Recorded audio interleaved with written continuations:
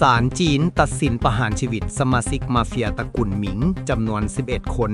ซึ่งเป็นการปฏิบัติการปราบปรามแก๊งคอเซ็นเตอร์ข้ามชาติในจีนแผ่นดินใหญ่ศาลประชาชนขั้นกลางเมืองเวินโจวเวนจูแขวงเจ้อเจียง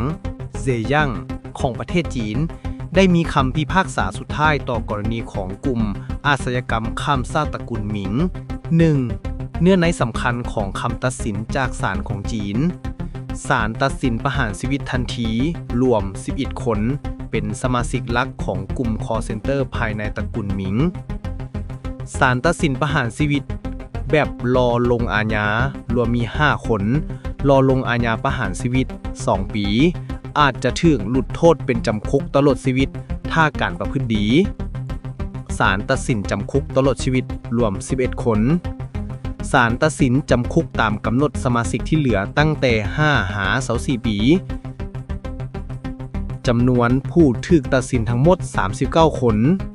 สรุปผู้ต้องหาในคดีนี้รวมทั้งหมด66คน 2. ในส่วนข้อกล่าวหาทางอาญาที่ร้ายแรงตระกูลหมิงถูกพิจารณาว่ามีความผิดในหลายๆข้อหาอาญาที่ร้ายแรง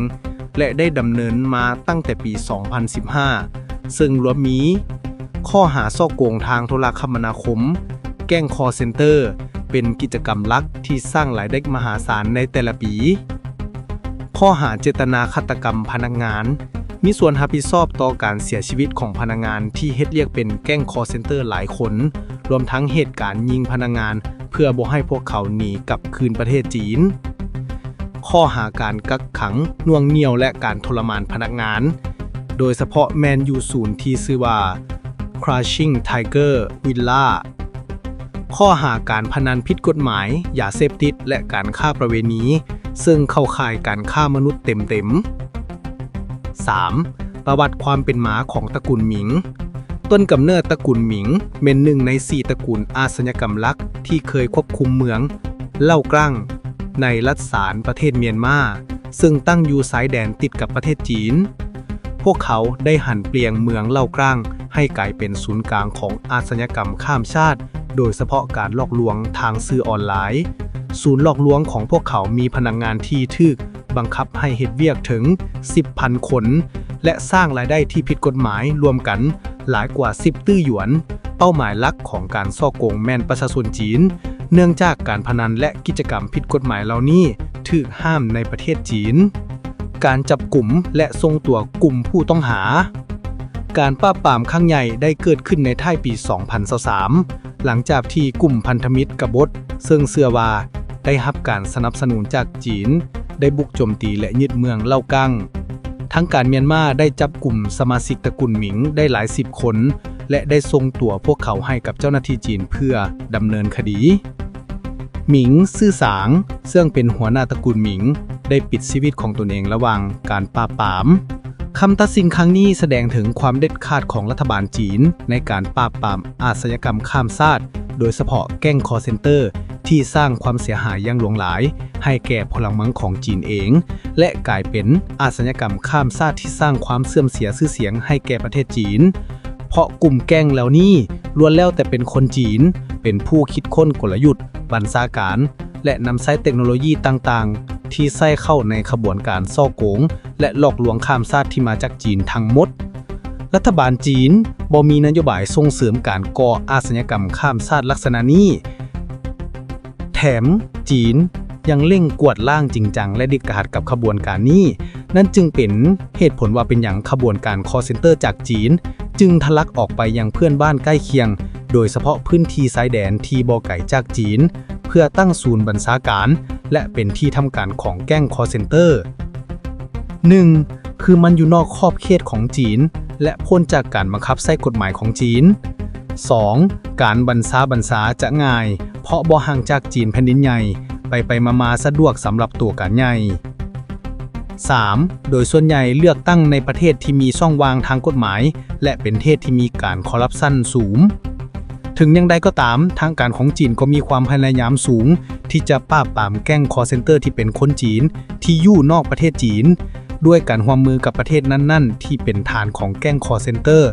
ในการขอความร่วมมือและร่วมกันเข้ากวดล้างอยู่เรื่อยๆ ส่วนใหญ่จีนจะรับนักโทษที่เป็นคนจีนกับประเทศตนเองเพื่อตัดสินและลงโทษด้วยกฎหมายของจีนเองเพราะการบังคับใช้กฎหมายของจีนมีความเข้มงวดและเด็ดขาดหลาย 2. การประหารชีวิตในประเทศจีนยังมีการประหารจริงองค์การจัดตั้งสากลอย่าง Amnesty International ได้รายงานอย่างต่อเนื่องว่า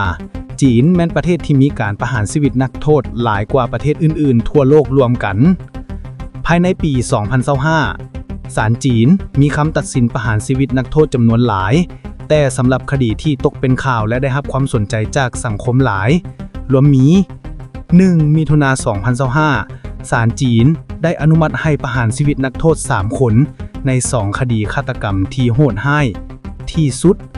20มังกร 2025 มีการประหารชีวิต 2 คนที่ก่อเหตุโจมตีที่เป็นอันตรายต่อสาธารณะและยังมีอีกหลายคดีที่ศาลจีนสั่งประหารชีวิตสรุปการประหารชีวิตในประเทศจีนมันเกิดขึ้นอย่างสม่ำเสมอและทันทีหลังจากที่ศาลสูงสุดได้ให้การอนุมัติเมื่อมีการตัดสินประหารชีวิตในกรณีสำคัญที่ได้รับความสนใจจากสังคมเช่นกานาเฟียเช่นกรณีมาเฟียตระกูลหมิงนักโทษเหล่านั้นจะถูกประหารชีวิตข่าวจากไชน่าซินหัวนิวส์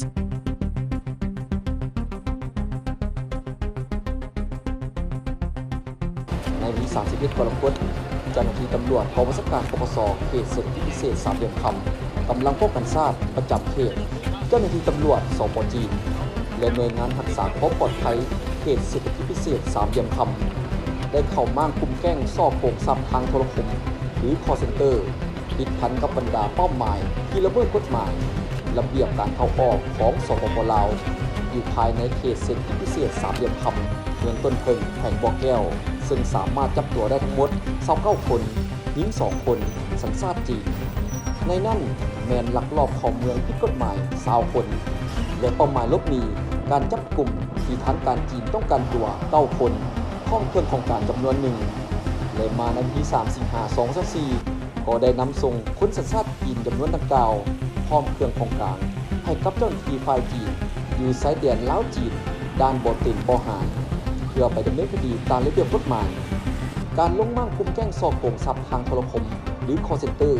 อยู่ภายในเขตเศรษฐกิจพิเศษสามเหลี่ยมคำก็เพื่อสกัดกั้นแก้ไขปรากฏการณ์อย่างพ่อ